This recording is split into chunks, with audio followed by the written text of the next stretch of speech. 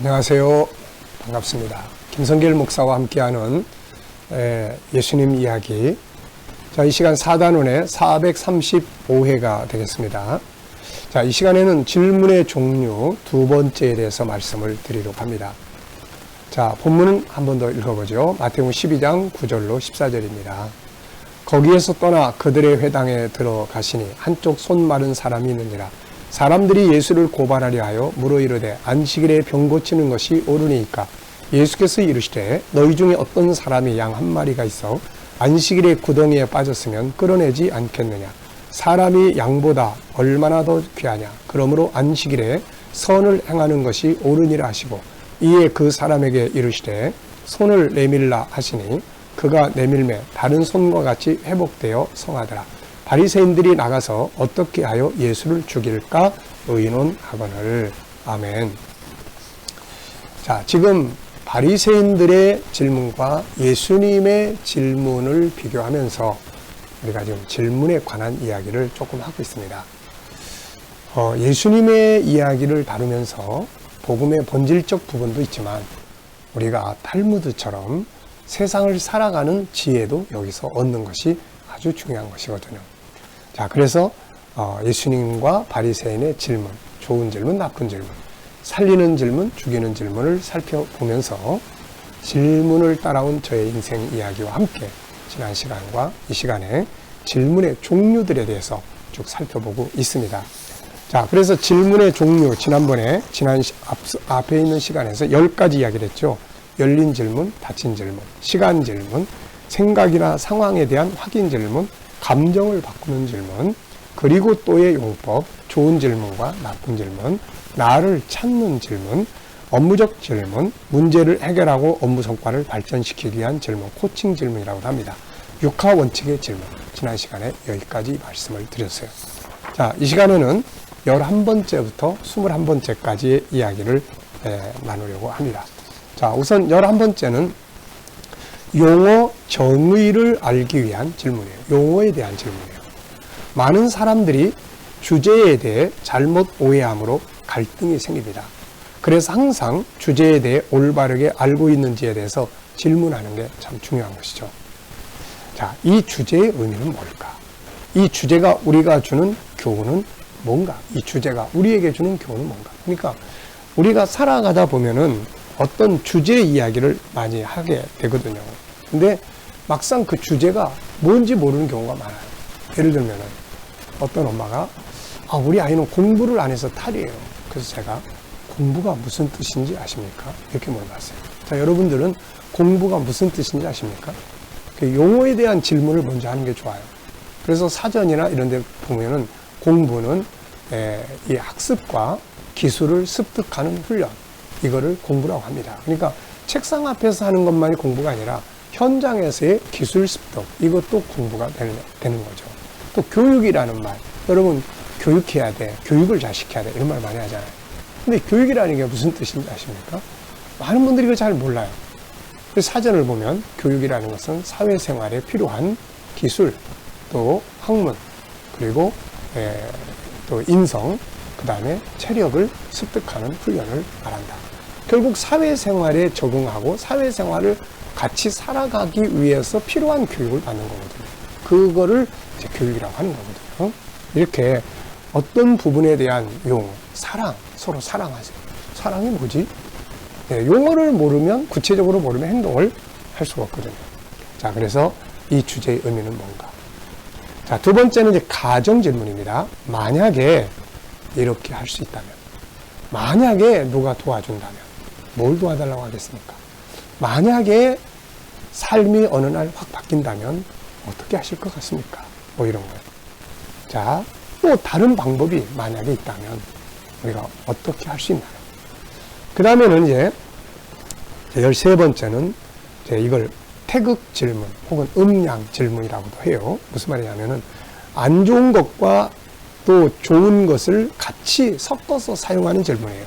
자, 예를 들면은 좋은 결과를 얻기 위해서 고쳐야 할 부분이 무엇이라고 생각하나요?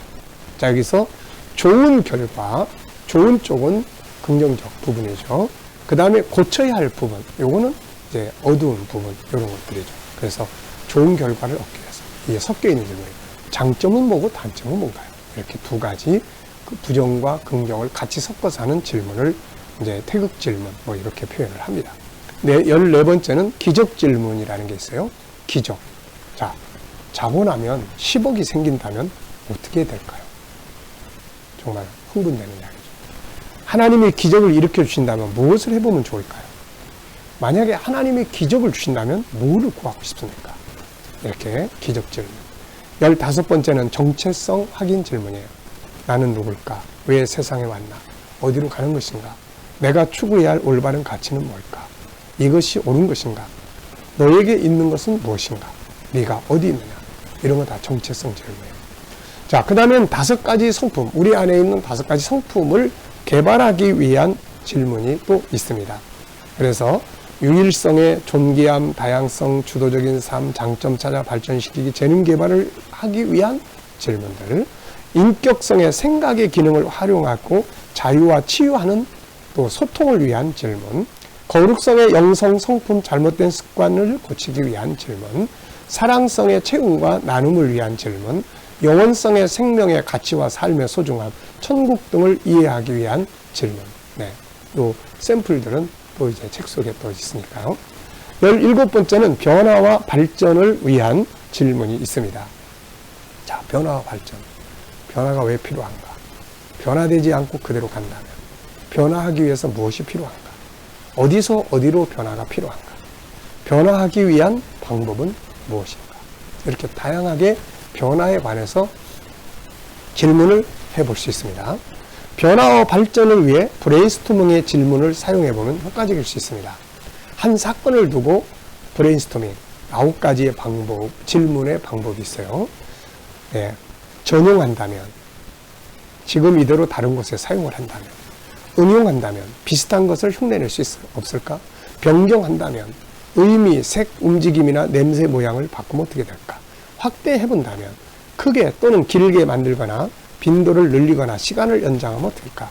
축소한다면 작게 또는 짧게 또는 가볍게 만들거나 압축하거나 시간을 줄이면, 대용한다면 사람이나 물건, 재료, 장소 등을 대체할 수는 없을까? 치환한다면, 교체해보면, 순서를 바꾸면 어떻게 될까? 역전시키면, 거꾸로 놓거나 상하좌우 역할을 반대로 하면, 결합시켜보면, 합체, 혼합, 통합하면 어떻게 될까? A와 B를 합치면 어떻게 될까? 빨간색과 하얀색을 합치면 어떻게 되나? 여기다가 검은색을 집어넣으면 어떻게 될까? 뭐 이런 것들이에요. 18번째는 치유를 위한 질문입니다. 억압에서 자유하게 하는 질문, 이해하고 공감할 수 있는 질문, 치유를 위해 동기를 제공하는 질문, 치유 방법을 찾는 질문들이에요. 자, 19번째는 재능 개발을 위한 질문입니다. 안에 있는 재능을 밖으로 끌어내는 거죠. 놀라운 일인데 비결이 뭐지? 또 전에 잘했을 때 그때는 어떻게 했는지 한번 생각해 볼까? 왜, 무엇 때문에, 어떻게, 그 밖에, 이런 질문들이 좋아요. 20번째는 선택 질문입니다. 아이들한테 야, 숙제 빨리빨리 해, 이렇게 하기보다는 국어 숙제를 먼저 할래? 수학을 먼저 할래? 언제까지, 몇 시까지면 가능할까? 9시 혹은 10시? 언제쯤이면 도와줄 수 있어? 야, 이것 좀 도와줘, 이거보다는 언제쯤이면 도와줄 수 있어? 10분 뒤? 20분 뒤? 이렇게 하면 선택을 할 수가 있거든요. 벌 줄 때도 손바닥을 맞을래? 스마트폰을 일주간 중지할래? 선택. 자, 21번째는 처음 만남에서 소통을 위한 질문. 우리가 처음 만나면 참 말도 붙이기도 어렵고 쉽지 않은 것들이 많잖아요. 그래서 이런 질문들, 저에 대해 소개해도 될까요? 네. 혹은 믿는 자라면 기도해 드리고 싶은데 중요한 것 3가지만 말씀해 보시겠어요? 선생님에 대해서 궁금한 것이 많은데 질문 좀 해도 될까요? 네, 이런 부분들입니다. 자, 질문이라는 것은 열쇠와 같은 거예요. 변화와 발전을 원하면 변화에 대한 질문. 제가 이제 상담을 하면서 어떤 분들이 저한테 물어봐요. 네, 행복하고 싶으세요? 이렇게 물어봐요. 그러면 네. 그러면 행복하게 사세요. 행복하게 살고 싶으냐 그러면 행복하게 살고 싶다 그러죠. 그러면 이제 그 다음에 어떻게 합니까? 계속 행복한 방법을 생각을 해보세요. 무엇이 나를 행복하게 할까? 어떻게 하면 내가 행복해질까? 오늘 더 나은 뭘 하면 내가 더 행복해질 수 있을까? 이걸 계속 질문을 하라고 해요. 그러면 그 질문이 행복의 방법들을 찾아가게 됩니다. 변화와 발전을 원하면 변화와 발전. 아이가 똑똑해지길 바라면 똑똑해질 수 있는 질문을 계속 하시면 됩니다. 근데 똑똑해지기 바란다면서 계속 바보 되는 질문만 하면 마음은 원이지만 아이는 점점 바보가 돼가는 거죠. 질문의 능력. 정말 중요한 성경 속에 있는 많은 질문들 한번 살펴보십시오. 또 이 질문의 기술 책이 준비되어 있으니까 한 번쯤 읽어보셔도 도움이 될 수 있습니다. 자, 이 시간까지는 이제 질문에 대해서 이렇게 이야기가 나왔으니까 살아가는 데 필요한 지혜를 함께 나눴습니다. 이 시간 말씀 여기서 마치겠습니다. 감사합니다.